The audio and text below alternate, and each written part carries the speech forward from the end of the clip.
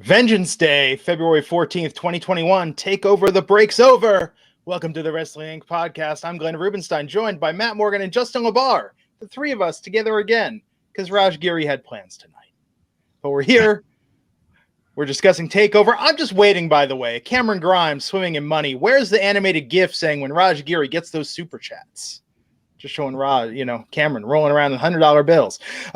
So good to see you both. Matt, what'd you think of TakeOver tonight? Very long, good, but very long. We'll get into each match. Obviously, I'll tell you which ones I really like more than others. But as a whole, it was a good show. It's always really well executed. All their matches, all the stories they tell in the ring. This wasn't any different, but I don't know. Felt a little long in the tooth once this show was at the very end. Because there was no filler match tonight. These were all essential matches, right? I mean, we had two Dusty Cups. We had women's title match, North American title match, the main title match. I mean, there was no squash. There was no cool down. This was just go. I felt cashed out after the women's title match. I agree with that. Yeah. I don't think it was long. Was not the first thing that comes to mind. Maybe just because when I compare it to Raw or something like this, I like 2.5 hours. But I do kind of agree. By the time we got to the main event, I was like, holy hell, we have been in fifth gear. I feel like this whole show. Like, what now? What can we do now? Yeah, and then also tonight, dropping a big ending, starting the breakup of Undisputed Era. We had LA Knight make his debut tonight, the former Eli Drake. It was very exciting. Although, Matt, is it a bad thing if you debut and all everybody's talking about is your name? And like, oh, I can't believe that's what they chose for the name. Like, kind of stepping on your own pop there, right?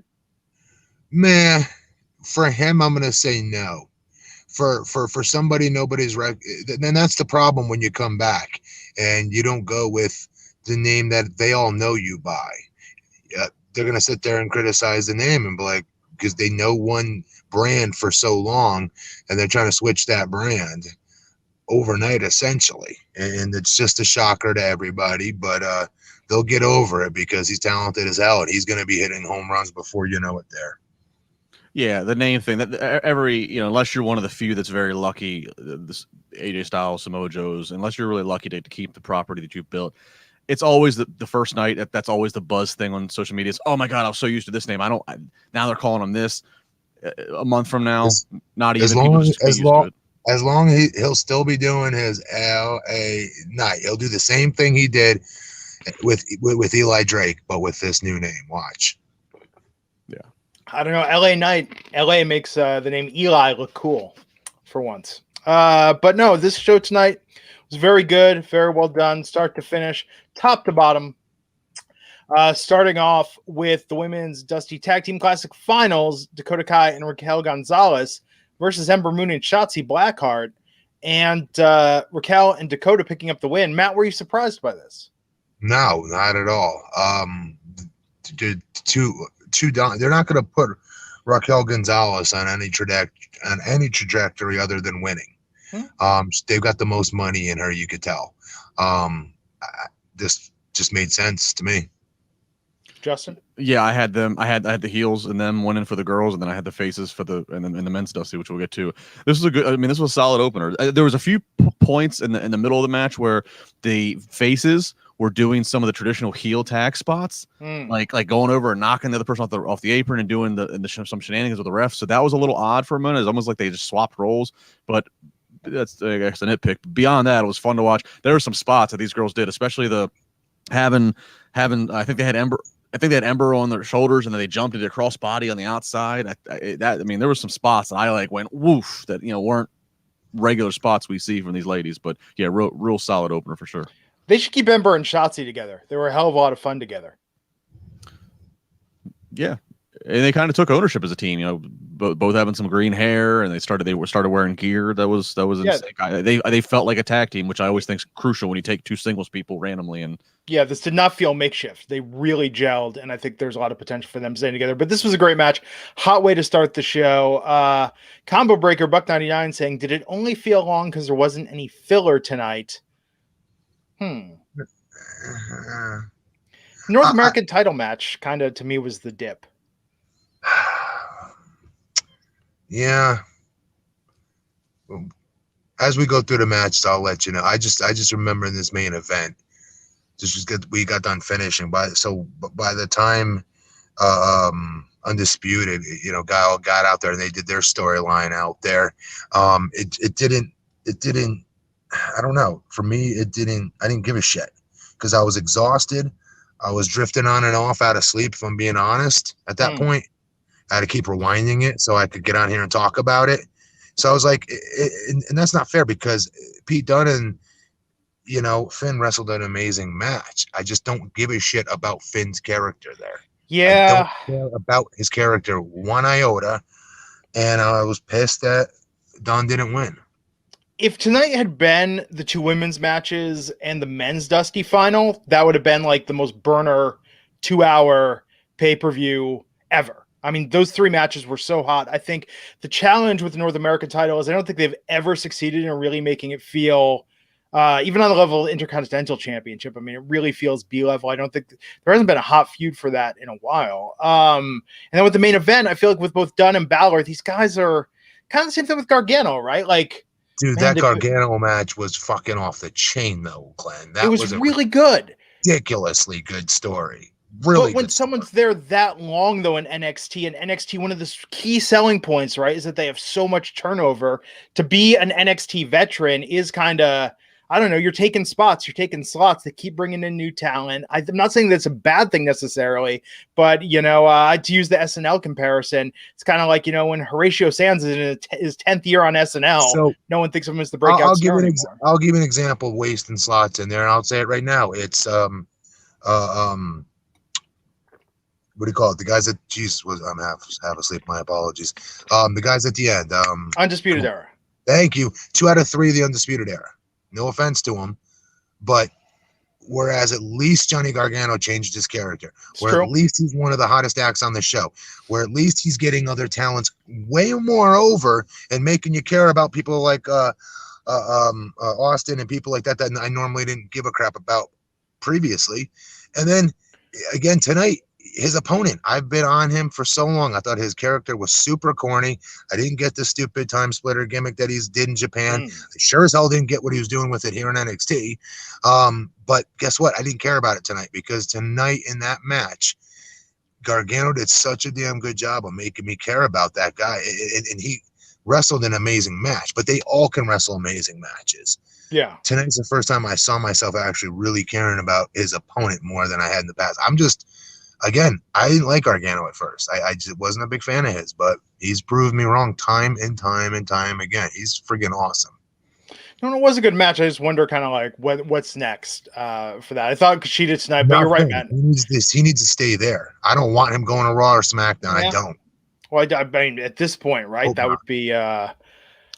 Well, and I almost feel like he's like one guy that Triple H has been able to protect and say I get to keep him because back when 205 Live first came back around in the fall of whatever it was 4 or 5 years ago, Johnny was initially supposed to be on 205 Live, and they even advertised it as such for about a week or two. Pulled it back, kept him in NXT, and I know there's been other times where the booking has looked like, we're booking Johnny because he's getting ready to be done with NXT, and then he's been able to stay. So I don't know if it's Vince doesn't care or Vince forgets or Triple H loves him, but. Injuries at the wrong time. Yeah. But I mean, I don't want to hold this up though. I apologize. No. It's good to talk about this. I mean, I think it's kind of a part of it too, right? With Kushida, this felt more straightforward tonight, not leaning on the Marty McFly Back to the Future gimmick. He told a great story out there. Jesus Christmas, what a great story they both told. Like, I was so impressed by that. To wrestle an entire match that way, like that's old school. What we get on these younger, I sound like an old grizzled vet here, but these younger talents today, one of the things that we get on them about is that they don't tell stories out there. They don't work a damn body part to save their lives. All they do is what we call as meat chop, meaning you get all your shit in, you hit all your high end moves, all your flashy offense, and then some flip flop and flying thrown in there on top of it. And while that's exciting, there is no psychology behind any of it. Mm-hmm. Tonight, with the way Gargano structured that match, gosh darn, on both of their ends, they kept going back to the same body parts over and over and over, and they did it in innovative ways. There's only like one spot in that match that was a little hokey, and it started off really cool. It's when they kept reversing out of each other's stuff. They kept like trying to like go into a headlock. The guy would pull out of it. They went bump, bump, bump, bump like that. They kept trying to get out and reverse out of each other's stuff, and they did it too quick where the ref wasn't able to get down and even make the 1 count. And that's really picking nits for the record, if I'm being honest. But I was just so impressed by the old school ring psychology that they were using out there with new flashy offense that I was just talking about. I liked it. Yeah, so this is the second match on the night, and normally when you're putting a show together, if you have an opening match like you did with those women, that was what that was. Normally your second match is your cool down match. Normally it's you have a rhythm.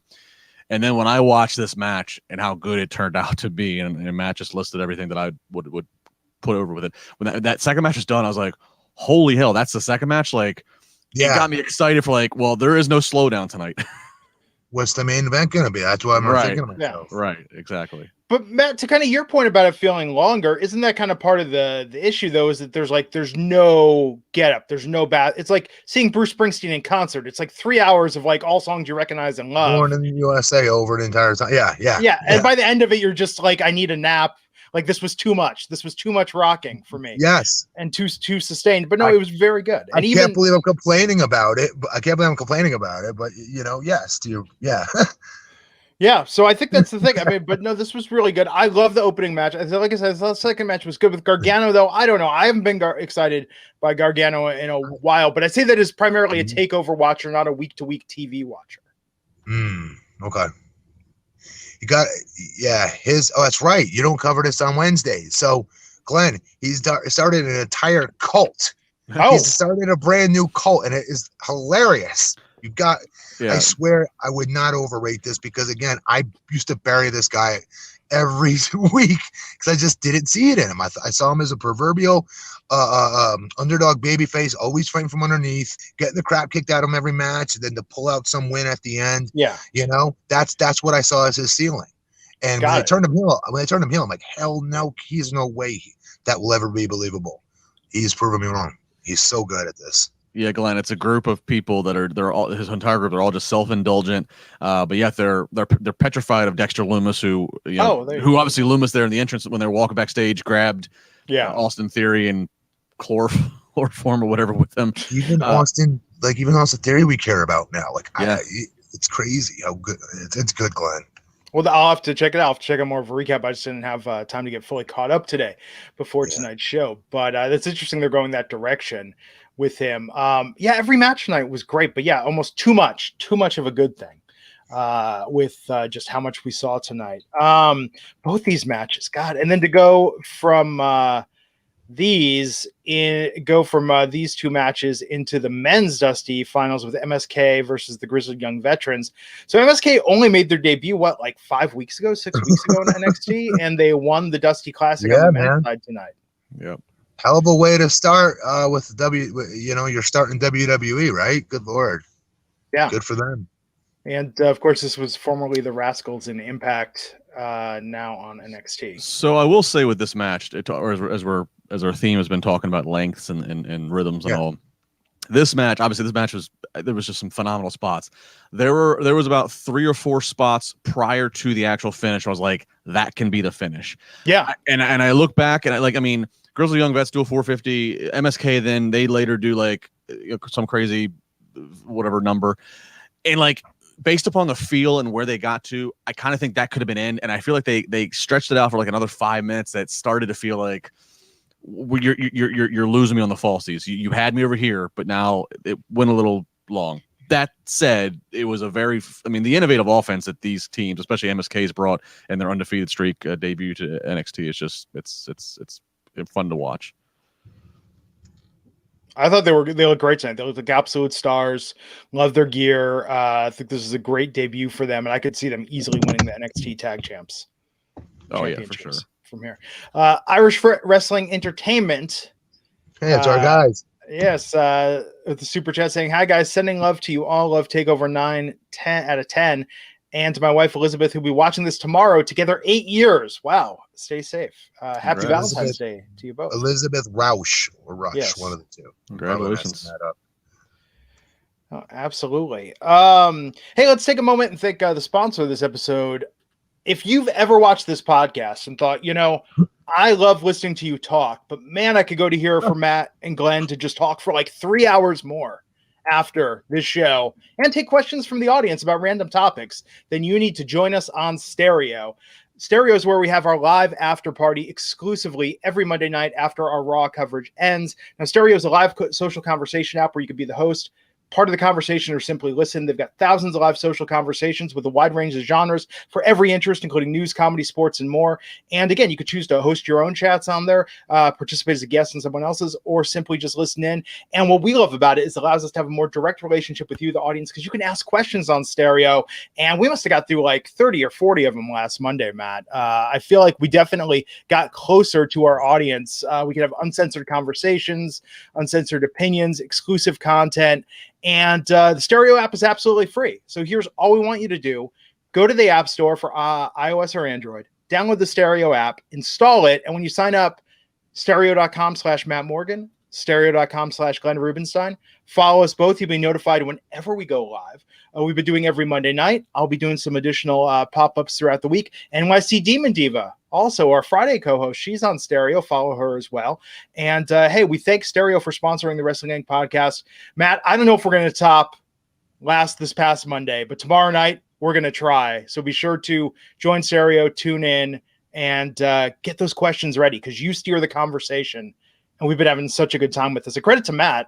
You're up to what, like 3 a.m. some of these nights, it feels like, doing these chats on Stereo. They're fun, though. It takes off. That's the part I like most is like we can have a structure to it that we kind of stick, like say we want to stick to, but it never goes that way because it ends up going in the direction that you all drive it in. That's what's cool about this show. All the other podcasts you guys listen to, all the other talk shows you may call into, have a structure they stick to. They don't let you all drive the show. You guys all literally drive our show. Yeah, it's been great. And we learned so much. Matt and I have been getting so personal on there. So be sure to follow us, download the app, and be ready for tomorrow night, the after show, as it were, exclusive to Stereo. Matt Morgan, Glenn Rubenstein. We're doing this tomorrow night. And we thank Stereo for sponsoring the podcast. Yeah. Krana Shah, speaking of Stereo, Krana's got some great questions on Stereo. $2 saying Adam Cole shocked the system tonight. And by the way, nice hat, guys. There you go. We didn't coordinate this. Although, Matt, I took off my camo hoodie before I came on tonight. We would have sort of matched. But that was good with Adam Cole tonight. I think I'm curious where they go with this with Undisputed Era. Darian Moore, $5, saying this match was amazing. My first time watching MSK. I think for most people, it was their first time watching them. Yeah, that's cool. Their tandem offense is just amazing to watch. No, absolutely. So let's talk about this women's championship match. Oh, before that, Cameron Grimes. Cameron Grimes is rich now. I don't know when this happened, but I'm 100% in favor of it. So yes. So Glenn, just to tell you, it started last Wednesday. He reappeared after being gone for weeks. And you know, and so you probably don't know why he's rich. He's rich off of GameStop. Yes, that is. That's the last time I ever take stock advice from Reddit. That was a bad mistake. Dude, I was so okay with this last week when it just came out of left field. I think everybody is. They're like, this is hilarious. He's doing really good with it. I actually laughed out loud watching this, and then they have the corny ass country rap song, and they managed to rhyme "Kiss My Grits." I mean, this was just this was great. I'm all for this. Yes, I think this guy. I think he's going to be massively over if he ever comes up to the main roster. I mean, I think he's such a good wrestler. I was when I went back to TNA a couple times, so my son I could say my son watched me, wrestle a couple times after I retired. He was a big deal in the cruiserweight division. I remember Cameron Grimes, and he was really, really. He still is. He's insanely talented in the ring. I just don't like that they're making him too too funny guy, and too almost Santino-ish to a degree. Oh. But I'm hoping with this, even though this is more it's a different kind. And I hope it sticks for him, and I hope he's able to hit it out of the park, because inside that ring, I mean, he's like straight up Hardy Boy, Shane Helms, that part of the world type of wrestling trained. Carolina. You know what I mean? He comes out of Omega, that kind of training. He has a good pedigree, and he's really talented in that ring. I just, he'd be a really good babyface too, quite frankly. Hopefully, they're able to do something with this character. Oh, if he's still doing some version of this character when they can actually start getting some real congregation of fans back together, and if the character's still clicking, I mean, I can see an entire arena just with him in unison chanting "to the moon." I mean, like he's got it there. He does. Stellar Justin Lopez, $10, saying apologies to Cameron Grimes for calling him nothing but a Heath Slater clone on this podcast. Wow. Why'd you After call his that? promo, there are some parallels. After his promo in that video, I'm completely over for his $1 Million Man character. Hashtag eat my grits. Everybody likes a hillbilly that gets some money. It's true. Beverly Hillbillies ran for like 10 years. I'm a Kid Rock fan. Everybody, dude. Glenn, do we correct them with "It's not eat my grits"? Yeah, it's kiss my grits. Come on. Flo from Mel's Diner. I like Gene Holiday, still alive. Man, Wheeler. I loved Alice was such a good show. And Flo, her spinoff not as good, but Flo was amazing on that show. WWA Wrestling with Attitude 499 says wants to ask Matt what it was like to get stink faced. Go back and watch it. My face was turned. So I don't know. That's what it was like. Even then, too close, right? I mean, just I don't know. I don't know if the question is, does it smell? No. Yeah, I would think. I don't know what's like. Again, as soon as it comes in, you turn your cheek at the last second. Kayfabe, Matt Morgan. You're supposed to say it smells like the worst porta potty in a hot day of summer. Oh, that. I take that back. Yeah, there you go. It's Valentine's Day, folks, and this is what we're talking about. I like what Keith said. I don't want to make, that's not nice. Okay. Triple threat for the NXT Women's Smell title. Smell like roses. Toni Storm. Valentine's Day roses. Toni Storm versus Mercedes Martinez versus Io Shirai. Matt, were you surprised that Io Shirai retained? Ugh. I was disappointed she retained, but great match. And this is where as a fan, if we have X amount of points or energy worth of, let's say, emotionally investing into something in a show for that matter, this is when I was done after this match tonight. This was when I went on my roller coaster ride throughout that match. Yeah. And I was done after that. Hogan slammed Andre. He dropped the boot. 1, 2, 3. That's it for me. No more matches. I'm done. Yeah. That's what I felt like tonight. This could have been the main event. Easily. And that's saying something, because the main event was good in retrospect, to be fair. But it wasn't. I didn't think it was better than this. No. This was awesome. Yeah, personally, I was hoping for Toni Storm to win it. Same here. Felt for the girls, too. Their table spot got blown because the table just on its piece of crap table. Yeah, so I felt bad because I could see Toni. You look, you can see everybody could all see Toni Storm's face. She was now like racing, like, okay, now what do I do for a big moment out here? So I mean, go back and watch. And this is where wrestlers, why they had long hair, guys, in the past. And you always say, why do wrestlers have long hair? This is why. Well, to one, to look like a rock star, and two, you flip it forward so you can sit there and talk to your opponent. Oh shit, what do we do now, Mercedes? And you could see her doing that. Yeah. But I don't know. That sucked. Yeah, but from this point, I mean, I could tell they were kind of, they were trying to call their audible. I mean, they get through, but yeah, I mean, this match definitely felt a little. They did their best, but I walked away from it. I was like, I feel like they were shooting for something better than that. The referee screwed up at the end too. Not screwed up, but he should have gotten down to count at the very final sequence, at the very finish of the match, rather. There was a pin attempt, and the referee tipped off that Shirai was jumping off the top rope. Yes, no, you're right. Yeah. The ref stood there for about a minute or a second or two. Stupid. To like, he should have been down counting at least a 1 count, and then Shirai hits that senton on her, whatever the hell it was, and pinning 1, 2, 3 and stealing the win. You know what I mean? He kind of tipped their hand with that. But that's, again, I'm picking nits. This match was really, really good. The psychology in it, again, was very good. I did go back and forth between wanting Mercedes Martinez to freaking, win, and, you know what I mean, and Toni Storm. And I think when you're in that situation, that's a really good match, when somebody's able to get you to get away from who you originally were coming into the match to root for. Yeah. Well, and from this, Mercedes Martinez has been granted like the greatest gift. The greatest gift was that she had to do a few weeks in retribution, because now everything that I watch for in NXT, I'm like, well, this is just so much better than much better.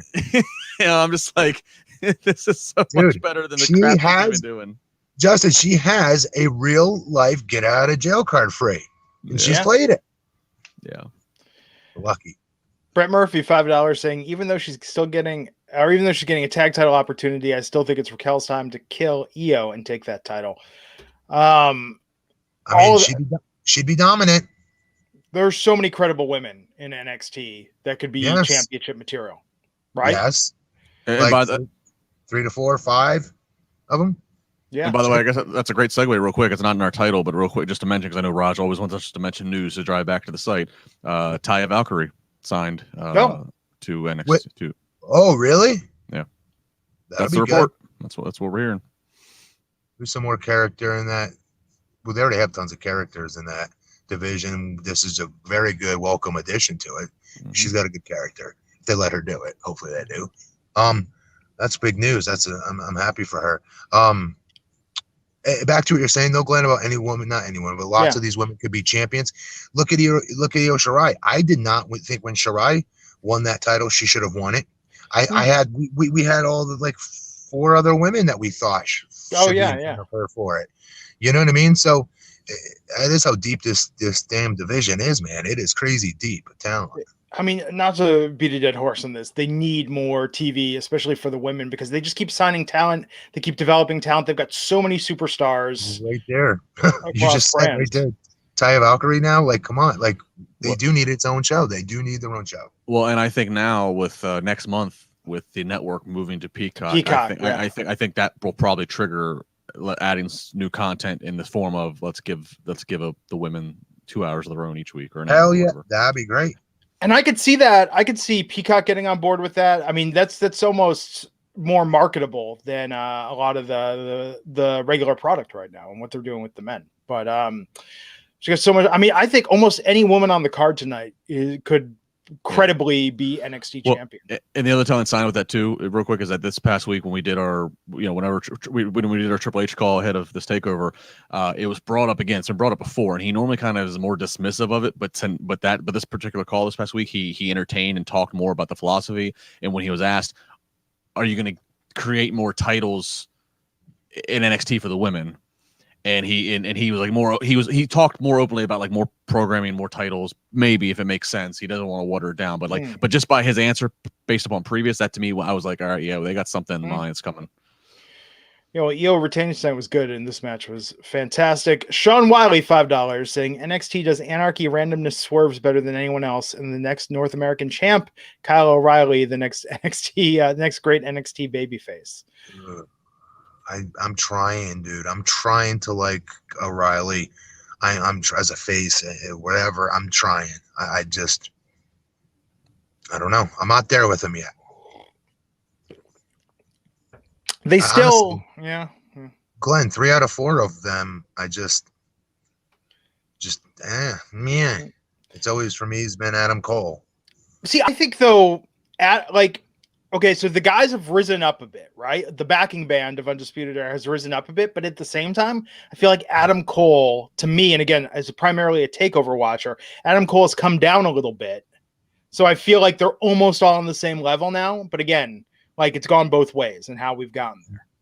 Yeah, I was gonna say it's the complete opposite way this was supposed to work. Yeah.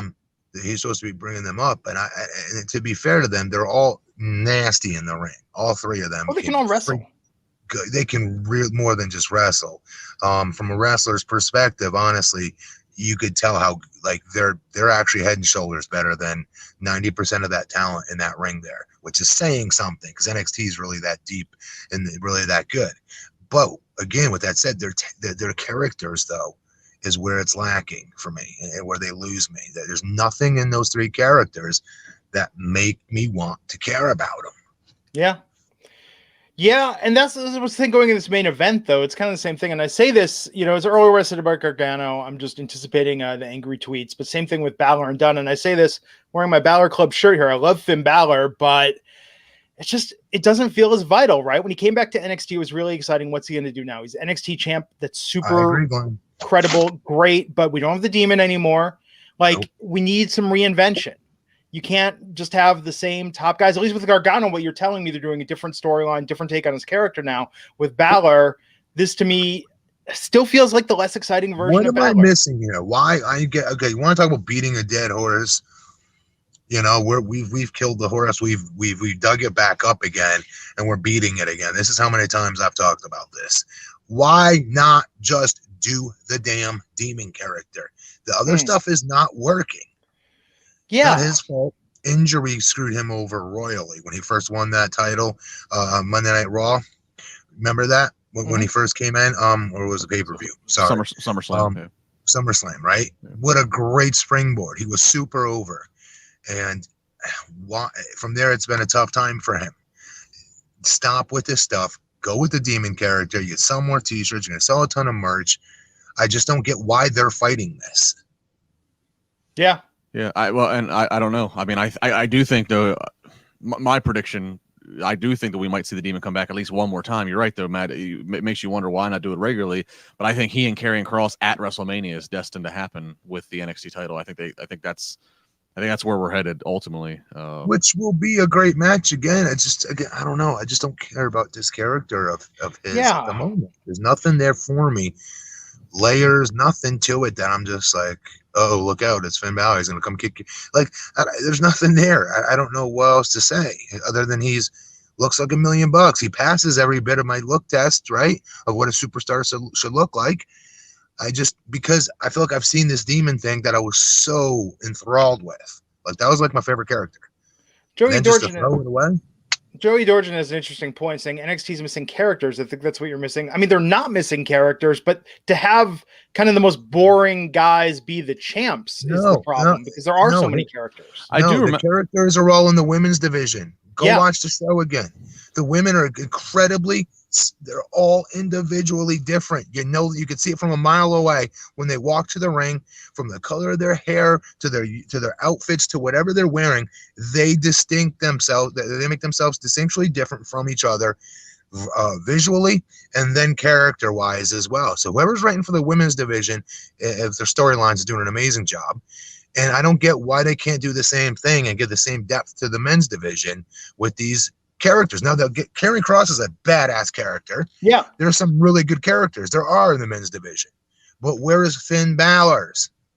Yeah, I will say with the demon thing, I remember early on when he was on Raw and SmackDown, they showed us some behind the scenes stuff, it did a feature on him, and when he gets all that body spray and paint and everything, it's like a forever. Yeah, unless that's the problem, they don't want to commit to that every week. What? I would pay whatever the hell it costs as the talent. I would pay for that myself. Whatever it costs to get it done, because I'd be over like Rover. I'd be selling T-shirts out the yin yang. I'd be over. Why would I not do that? Of course I would. Yeah. I think the whole premise was the demon is that next level. So it's kind of we can't have the demon be every week. We got to have Finn, and then Finn has to take it. But I agree. Yeah. That was my critique of him on the main roster, which was okay, so Finn's just always just going to lose. He's not going to win anything until he becomes a demon. If you can have the Fiend, you can have Demon. I'm sorry. Mm-hmm. No, but knowing that it's there, knowing that's an option, and having it there for TakeOver. What I'm saying is tonight, Pete Dunne, we know Pete Dunne is a badass. He's a fantastic wrestler. Finn Balor is a great wrestler. But this tonight for a TakeOver, considering the 4 matches that came before it, it felt like here's guys that we've seen wrestle a lot.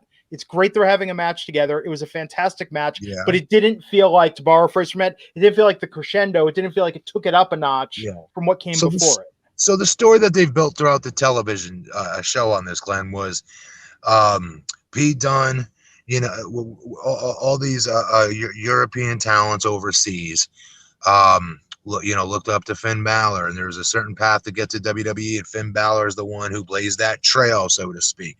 I don't know how how everybody all of a sudden forgot about, William Regal, Fit Finlay, and a whole host of others, but I'll digress. And he basically, the story is, I'm no Finn Balor. I don't want to be a Finn Balor. He ain't the poster boy. And I'm going to burn, you know what I mean? I'm going to burn it down and blah, blah, blah, blah, blah. And that part of it was kind of, okay, I'll take that. I wanted Pete Dunne to win. I'm frustrated he didn't win. But it is what it is. This was not better than the women's match, though. Yeah, I mean, this match going into it, again, all the great stuff that came before it did no favors to these guys. I give them credit for they at least made sure their match was paced and done differently than the other four. Like they took a while to really build and get into that high gear, and even their high gear wasn't. There's no such thing as a bad Pete Dunne match. I'm just going to put that out there. No, it's a good match. After you saw 100 miles per hour, this was a build, and the technical and the joint. The joints they're talking about. This was really good, and I'm with you, Matt. There was a few times where I was like, I think Pete might have this, and so that's good. But yeah, Finn wins it. I mean, like I said, I said this past Friday on Busted Open Radio on Sirius XM. I thought it would be Finn and Cross at Mania, so I guess that still potentially holds up. But then back to Matt's original point at the start of this night. Okay, think that's it. You're giving me plenty. You're giving me tournament ends. You're giving me title matches. And now you're going to rush a whole other group, a whole other story out. I was like, oh, God. And by the way, like, this is still like saying it's the least nice mansion on the block. You go to Nobu, you get the 9-course chef's tasting meal. Even the worst thing you have that night is better than Monday Night Raw, which is like eating at Denny's. Oh, my God. Really? Yes. I just want to be clear to people that we're not disparaging. I mean, this was all great. We're talking about the least great thing we saw tonight. Cactus J22, $5, saying Finn Balor said in the past that putting on the paint is a long, forever. arduous process. Sounded like it was more of a hassle for him. Yes, Cactus, we already know that. If you know that, guess who else knows that? We already know that, Cactus. Yeah, but again, when your career is not where it's supposed to be right now, all right. I'm just looking at it this way. I stuttered for crying out loud. There's nothing that a talent wouldn't want to do to put themselves in the best situation to succeed, whether that's sitting in paint for 5 hours or not.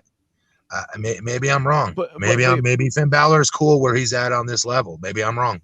But yeah, man. I mean, just to play devil's advocate, this is all that Finn Balor's been doing on NXT has been. Other than winning the inaugural Universal title, but then having to vacate it 24 hours later, his run on Raw or SmackDown, this has been a revival to his career as Finn. Why?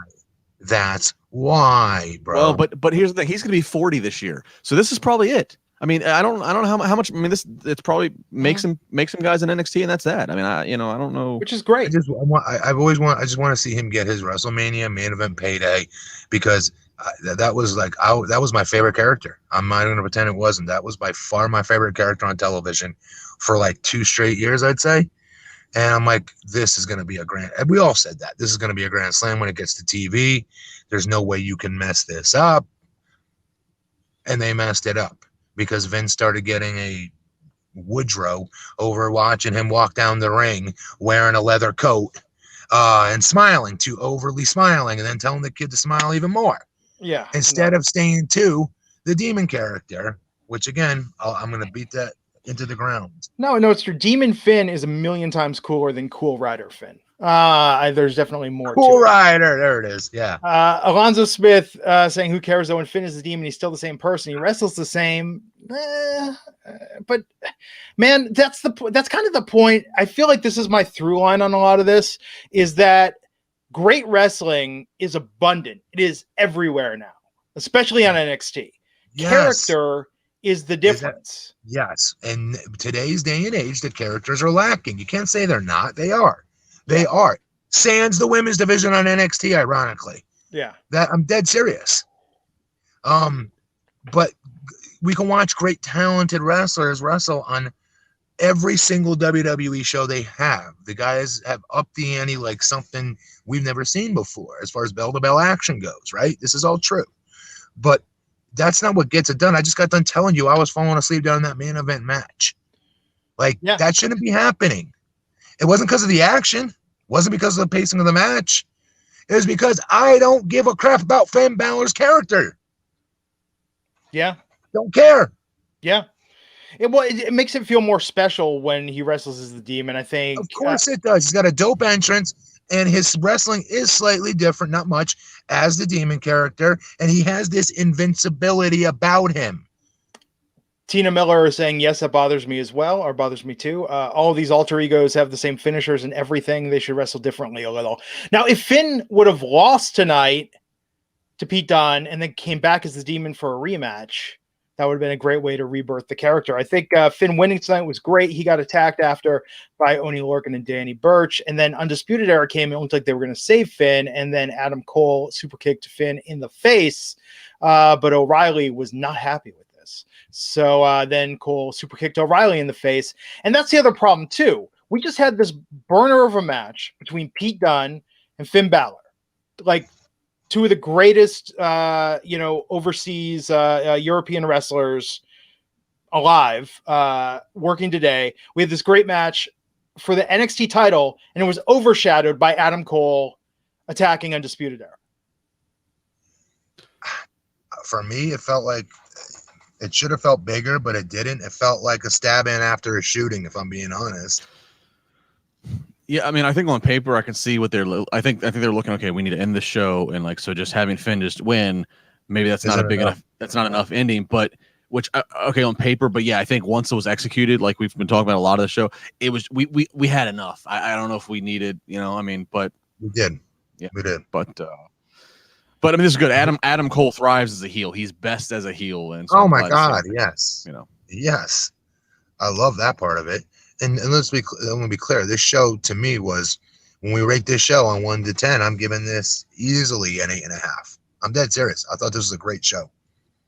I just did not dig the main event. Eric Court, $5, saying, I'm an old school wrestling fan since the late 70s. I'm loving this. Great talk, dudes. Thank you, Eric. Thanks, Eric. It is weird, though. I mean, like, that's the through line on this podcast. Wrestling is the best it's ever been, bell to bell. But the two things that suffer and that impede our enjoyment of the show are lack of great characters and the lack of great storytelling. Because I think you need all three. It's that holy trifecta, that trinity that makes a fantastic wrestling product. When you have fantastic storylines, great characters, and when they get in the ring, they can go. And I feel like we're getting maybe 1.5, maybe 2 out of 3 on a good week. But it's very rare we get 3 out of 3, especially on any WWE brand. Chat room. Now, let's be very clear. Chat room. I'm friends with this guy. I don't like talking about him this way. I don't. But let me ask you all in the chat room. Finn Balor's character. Just give me 3 to 4 words to describe his character right now. Go. I can't see it, so I'm trusting you, Glenn. Yeah, I'm waiting, Matt. GFY. Matt. He's got fantastic abs. He's in very good shape. He looks like a badass. I think when he was going to do the bull, not character. That's not character. He's got fantastic abs. That's character work right there, right? Like, no, it's not. No, that's diet and cardio work. It's not character. Yeah, no. People are saying dry. James Potts, vanilla AF. It bothers me. It bothers me that when he would tug at the jacket as much as he always used to do. 89, the brainchild, dull James Dean, Lonzo, boring, blanded, unexciting. Because that's what they did. That's what Vince made him do. I feel Vince did this. I could see Vince telling him to do that. I totally could see it. I smile and wrestle. Good Lord. You guys are vicious. I felt like we were throwing some shade just saying the Demon's cooler, and the chat room is just roasting. He is cooler. The Demon's the best. Oh, man. Yeah, but that's what I'm saying. Like, wow, they're they're more down on Finn than we are. I was just saying, like, he's good, but he could be better. Aoka, ripped 40-year-old. I do want to give Finn credit though. He got his fingers worked, by Dunn in the match, and normally Finn always does the point. And I do the fact that the subtlety that he never in his he like sold the fingers the whole way through. Jody Shauna Jenkins, Canadian $5, saying, it may be wrong here, but here is my issue with Finn. Guy can work, no question, but I look at him, I just think of him as someone who didn't make it on Raw. Wow. And that can happen. I remember when I got sent back down to Louisville to OVW after Brock Lesnar quit. Nathan Jones first quit, and then Brock Lesnar quit. So, like, they didn't have anything for me. It was a good opportunity for me to get more seasoning as a heel. But I remember, like, the OVW arena was chanting, like, SmackDown Reject when I got shipped down there. But so it's hard. So I had to change my character all the way around completely to get that stank off me a little bit. And that you're right about that. I think a lot of people see it that way. I don't think that's always fair. And I thought WWE did a good job of trying to at least explain that this was his idea. He wanted to go back to NXT. I was happy they did that at least for him, but I don't know. This is why I just want to see the damn demon character. All this goes away. Just do the demon character. I don't know. Maybe if I'm right, if they do build to him and Cross over the next 8 weeks to Mania, maybe it forces him to have to tap into demon. Irish Fonzie is what 89 the brainchild. So Irish he goes Fonzie. from this. So he goes from this into hey. That's what he's saying. Irish Fonzie would be a fantastic character. Why don't they lean into that? Isn't that what Sheamus is trying to do? No, is it? I don't know. Maybe needs no. I'm being facetious, Glenn. I want to see Sheamus bang a jukebox. Micah Wallace Seals $5. Say stale, boring, dull, mid Carter at best. Prince Devitt makes Finn Balor look like a. The chat room really has some pent up rage towards Finn Balor. I agree with the Prince Devitt. Prince Devitt was freaking cool too, but I don't know. That damn demon character to me, I can't get off it because it was one of the coolest things I've seen in modern wrestling as far as characters go. I thought. I don't know. Issa, NYC Demon Diva, our Friday co-host, says Finn Balor lost his demon once he got married. I also lost interest ever since. Huh? Well, when Finn got married is when he stopped doing the demon character. Oh. The timing of it just worked out. Cactus J $5 said, Matt, be honest, if he was 6'10 or 6'11, would you care about him more? If he's in the role of a bully, slightly more, yes. Because then I want to see him get popped in the mouth and get upset eventually by David. That's what everybody usually wants to see with that big bruiser, big, strong bully guy, generally. Naughty or Nice $4.99 saying, is WWE avoiding Demon Balor because the similarities to The Fiend might be too similar or overshadow it? Oh, well. They're supposed to be the WWE is supposed to be like what? The land of the jungle where, you're out there on your own and your job is to get over at all costs. I don't think they're too similar, honestly. I think they both can work. In fact, I think that's a match. That's a WrestleMania match if it's done right. I don't know. I love the character. It's money. I need a better answer, Glenn, than it takes too long to put on the paint. I agree. I can't buy that. Robert Englund hated the makeup process of Freddy Krueger, but I'm just saying his biggest paydays did not come after he stopped putting on the makeup. Sean Wiley, $5, says Finn Balor's what I call a purgatory wrestler, really talented, but really can't decide on what fence he's on, and that creates apathy for him. He's still the NXT champion. I mean, he's not swinging on the mid-card. Let's be clear. He's one of the best wrestlers in the world. There's no question about his talent. It's just, again, we want that other component, which is the character development, where he's been there long enough, and he should be given this character development. And I just don't see it. And if we never had the demon, I feel like he would have had to come up with something else. Me too. Well, no, I was going to say, I think we might be thinking about this very differently. I think once you show me that, you can't just, hey, just kidding, and put it back in the closet somewhere that never to be taken out again. Do you know what I mean? Yeah. It's tough. So, don't tease me like that. That was TakeOver tonight. Guys, give me your scores. I didn't get your scores. I 8.5 for me. Justin. I'll go 8. Yeah, I think 8.5 is fair. It was very good. It was a very good show. And these complaints feel like small nitpicking. Yes.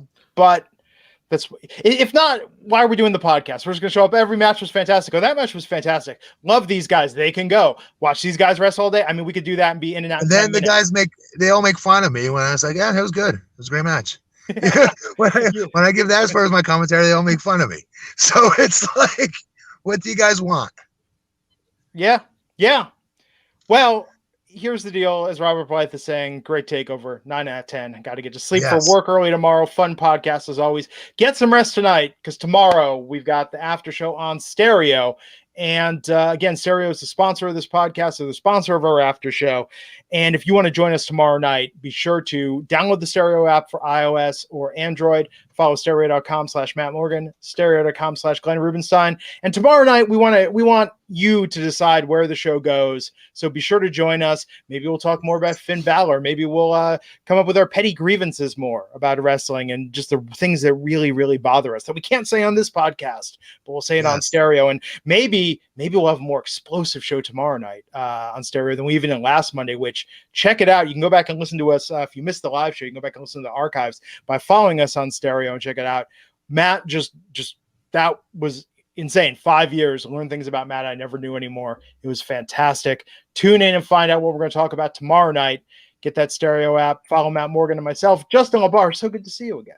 Good to see you. It's a nice little reunion. Nice trio. I know we don't get to do this enough. You're too cool to do Wednesdays with us. It's a lot of work, man. I agree. It is a lot of work. I don't disagree. I told Glenn before you came on, Matt. I was so happy tonight that we were starting at like 9:30 Eastern time, and that it was only one show I had to worry about. You know? Amen. Yeah. And Joni Shaw Jenkins pointing out that Finn was indeed the first one the Fiend took out. That was the Fiend's debut match, but Finn wasn't the demon for that though. No, he wasn't. Yeah. So there you go. SummerSlam 2 years ago, right? Yeah.